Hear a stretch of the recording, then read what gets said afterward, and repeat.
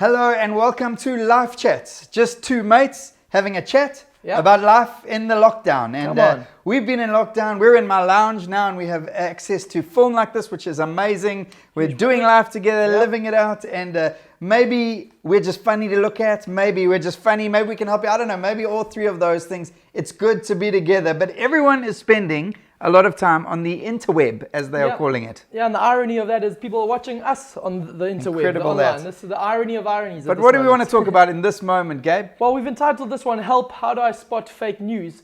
The reason about that is fake news has always been prevalent, especially since the dawn of the internet and WhatsApp being able to forward messages on very quickly, but never more so than this time, because I think people got a lot of time on their hands. Too much time. Too much time, and I can vouch for that as well. But I can tell you, I think that we want to help give some grid lines for people just to be able to navigate, because actually at this time, lots of voices are speaking. Yeah. Lots of people are wanting to have prominence. A lot of people are wanting to, clickbait is huge. Just be able to, something that's Do you know what that is? Clickbait? What's clickbait, Gabe? Clickbait is something that is that will just tantalize you enough to be able to click you onto a story, and as you read it, you realize there's not much weight to the story, but the headline was enough to get you there, or the picture was a bit of a shocking one, an image, just enough to drag you into the conversation.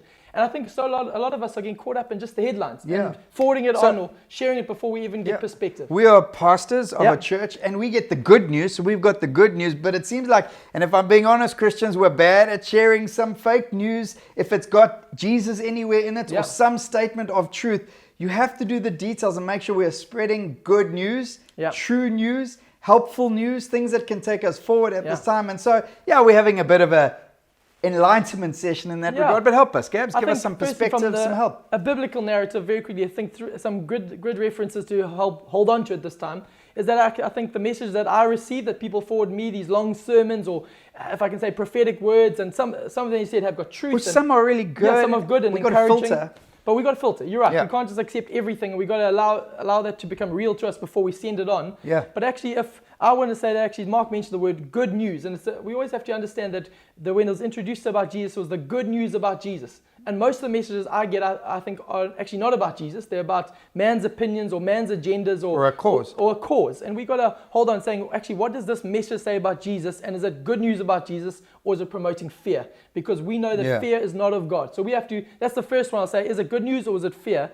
Secondly, often that will drag people in is, people love talking about the end times and whether we are nearer. I'm sure we are much nearer than the Apostle Paul was when he was writing.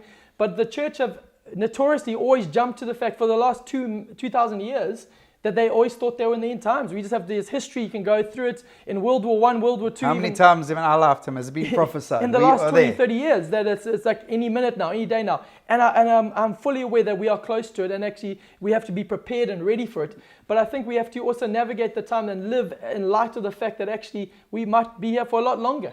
And actually, we've got to make sure we filter it. So I would avoid anything that's saying, now is the time, or mark this date in your calendar. Avoid that. And finally, anything that's elitist. Because actually, sometimes people want to pull you into, hey, we got the secret truth. Our group has got this message, the secret in and out. Yeah.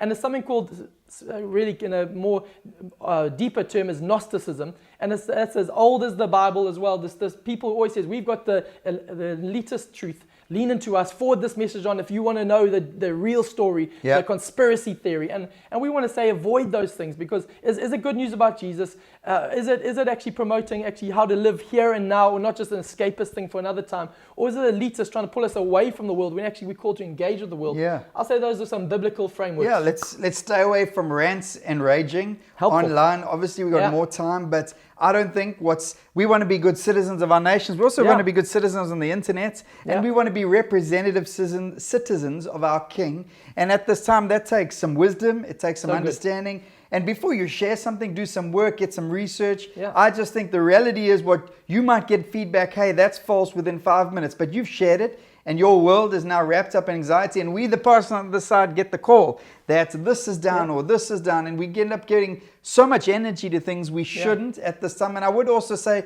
be careful of causes and conspiracies right now. Huge. And there is a lot of fear. There are a lot of unknowns. But right now, we can't get wrapped up in causes and conspiracies. We have the big story of the gospel to get totally enamored with and to make sure it gets to the ends of the earth. And I would also say that you can either be a gossip or a go-to. Wow.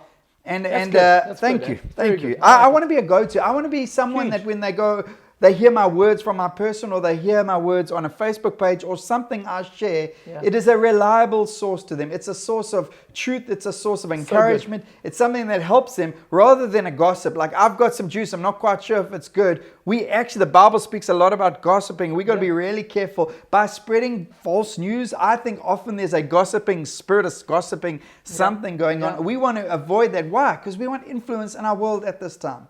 And we want to be a go-to where we can speak to people's lives, where what we share has good influence for the kingdom and pulls people into those things. And I would also say, before you share anything, something an amazing man named R.T. Kendall shared one day, said, speak more to God about men than to men about God. Yeah, come on. And at this time, as we navigate life, let's make sure as believers we have this incredible access called prayer. Yeah.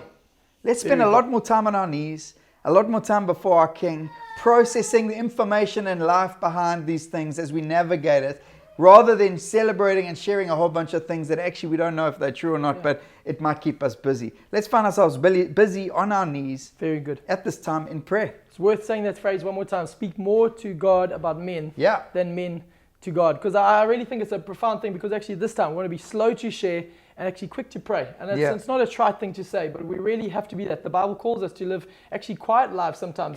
These times are times to actually, everyone wants to have a voice, but actually maybe it's time to be a people who pray more and then speak with power rather than just speaking a lot of weird and sometimes just lazy things. So check your source and actually let's go to God And first. I just want to dispel some fake news right now after our sports edition last week. It is not true that Gabe was second in line to the Proteas. Do people need clarity for that? People need clarity. So it's like there was Keshav Maharaj at school and Gabe played second team, and we suggested that might have meant he could have followed Keshav, but not true that he was in line for them. Just want to clarify that. Yeah, it's helpful. Are there any other news that we should think of? That's a helpful example. People have said that I am the best good-looking ginger around.